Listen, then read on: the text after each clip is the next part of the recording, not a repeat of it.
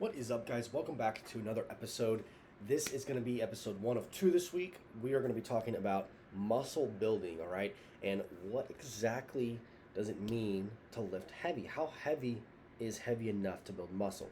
I've been talking about this for a long time. As you guys know, you must lift heavy enough to activate muscle fibers and lift proper with the right form and lift long enough, time under tension, to produce muscle, right? I've been saying for a very long time, you guys have heard me many times before tell you have to lift the weights if you want the metabolism to increase. I see all too often, and I hope it's none of you, doing a lot of cardio and with very minimal weight training. You might lose some weight that way, but your physique is going to bounce back. You're not going to be able to sustain your new low weight. So with that being said, moving forward, there's been some studies that have came out. I honestly don't know if they're a long time ago or they're recent, but they have came out. Recently, I did some research, and this particular bit of science seemed somewhat new. And when I say new, I think it's within the last 10 years. So what science tells us is that if we overload a muscle for a certain amount of time, over the course of days or weeks, that muscle has to adapt, and that's part of our body trying to obtain homeostasis. Right, our body adapts to the environment that it's subjected to. So if we are going in the gym and we are running every day for an hour, eventually the running for an hour will become easier and easier. Okay, it's not a good idea because you don't want to be a marathon runner. Marathon runners don't have a very good physique. They're just kind of stringy and lanky, and they don't have a lot of strength. That's not going to sustain you longevity wise. But if you go to the gym and you weight train and you train very hard, and you're overloading that muscle every single week, different muscles every day, your body will then be forced to grow muscle to counteract with the stresses that you're giving your current muscle mass. So if I go in the gym and I'm training arms twice a week and I'm doing really hard arms and I'm breaking down the muscle and I'm very sore, my body will increase, supposedly, in theory, increase bicep and tricep size to counteract with the stresses I'm putting on the biceps and the triceps. Now, that seems very simple and all, right? But again, how heavy is heavy enough? How heavy is too heavy? And how long should we lift for? And here's what my recent research tells me, is that we have layers in the muscles. In all muscles, we have different layers of muscle fibers, and there's muscle cells. And within the muscle fibers and the muscle cells, there's an area called the titin, Titin, titin. Now, the titin is an area that will expand when it's put under stress of heavy weight. Once that happens, it will allow the muscle cells to ramp up protein synthesis, which is the system and the process basically of taking protein from the food you're eating, and it's being synthesized and allowing your body to grow. All right, protein synthesis is being in a state of you're more anabolic. Okay, you're building muscle faster. So it's essentially telling your body, I need protein to rebuild this muscle that we just broke down. So once that area expands, it increases protein synthesis, and when that happens, you're able to rebuild that muscle faster, you're able to recover faster, and you're going to see muscle gain. Now, here's the tricky part. All right, in order to expand that titin and promote more protein synthesis, a lot of research, a lot of evidence points to the 70% rule.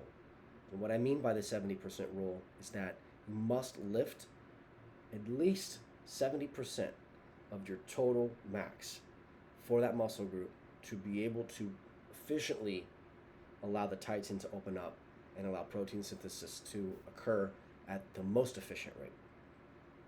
That's at least 70%. So if you see these guys going to the gym, right, and they're training chest, and they say it's going to be a light chest day, that doesn't really make any sense. You might as well just take the day off, because if you're not lifting at least 70% of your max effort for that lift, or the max effort the muscles can output, you're not going to promote protein synthesis. Um, that's why people that go in the gym and do a lot of cardio and lift very light weights don't change. And I think more often than not, we see a lot of females doing this. Instagram is to blame for this. We see a lot of females talking about growing their glutes. Seems like that's the thing to do these days. And they go and they do these little banded workouts at their house, and they really don't lift heavy at all, and they don't change. The girls that have the glutes show the banded workouts because it appeals to more people. But the girls that actually grew their glutes and actually saw results had to lift heavy. But if they actually show that, it's not going to appeal to most people, because most women don't want to put that type of work in. All right. If you saw me, and my arms are not big at all, right? But I'm built. I work out.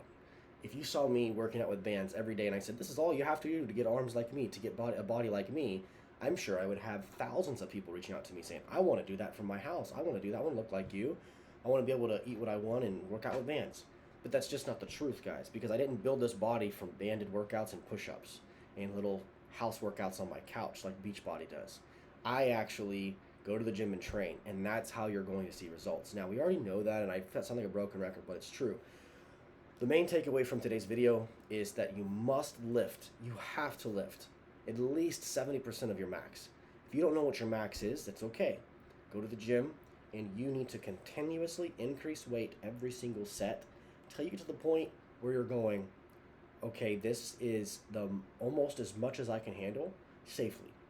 I'd say when you get to that point, that you are at your 70%, at least 70%. So last time that I did a really heavy bench or chest day, I think I did 315 for like 6. Okay, that's my max. 315 for 6 reps.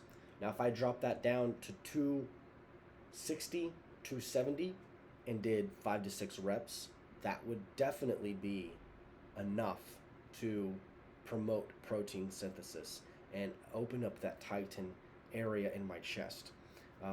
Same with arms. Arm day, some people tend to go really light, some people go a little heavier, all right? I like somewhere in between. But there are a few sets during my arm days that I really, really want to push the weight and get up to 70% or more.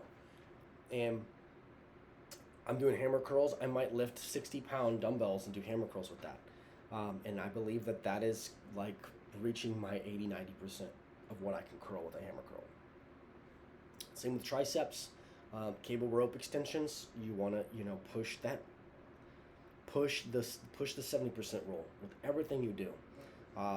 If you're wondering why your body hasn't been changing as fast as you want it to, score yourself on your workouts.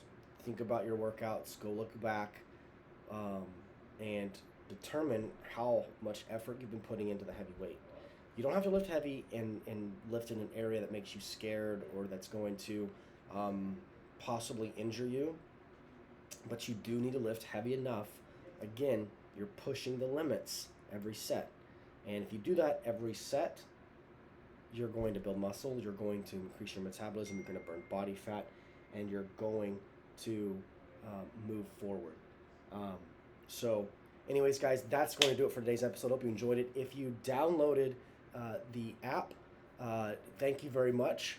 This app is really growing very fast, and I'm very excited to be working with so many people, guys. It's very, very awesome to see that. But anyways, guys, if you have any questions about the 8-week challenge coming up, let me know. It's starting on next Monday, so we're less than a week away. If you want to know how much it costs, guys, it costs no more than our subscription. All you have to do is subscribe to the app.